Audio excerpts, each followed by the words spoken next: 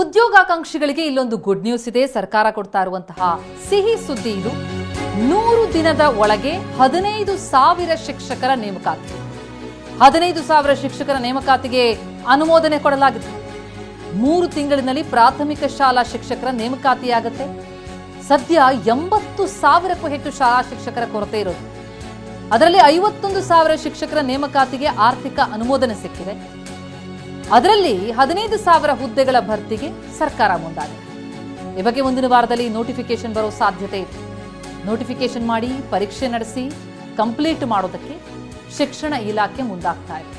ಪ್ರಸಕ್ತ ಶೈಕ್ಷಣಿಕ ವರ್ಷಕ್ಕೆ ನೇಮಕ ಆಗುವಂತಹ ಈ 15,000 ಶಾಲಾ ಶಿಕ್ಷಕರು ಈ ವರ್ಷವೇ ಶಾಲೆಗಳಲ್ಲಿ ಮಕ್ಕಳಿಗೆ ಬೋಧನೆ ಮಾಡೋದಕ್ಕೆ ಲಭ್ಯ ಇರ್ತಾರೆ.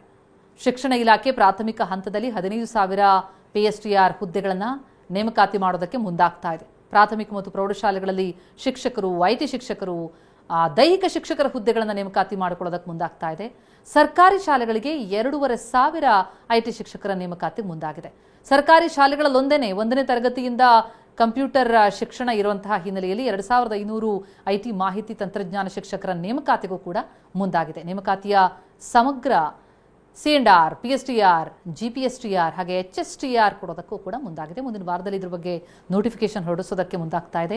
2 ತಿಂಗಳನ್ನು ಪರೀಕ್ಷೆ ಮಾಡಿ ಫಲಿತಾಂಶ ಕೊಟ್ಟು ನೇಮಕಾತಿ ಪ್ರಕ್ರಿಯೆನೇ ಕಂಪ್ಲೀಟ್ ಮಾಡೋದಕ್ಕೆ ಮುಂದಾಗ್ತಾ ಇದೆ.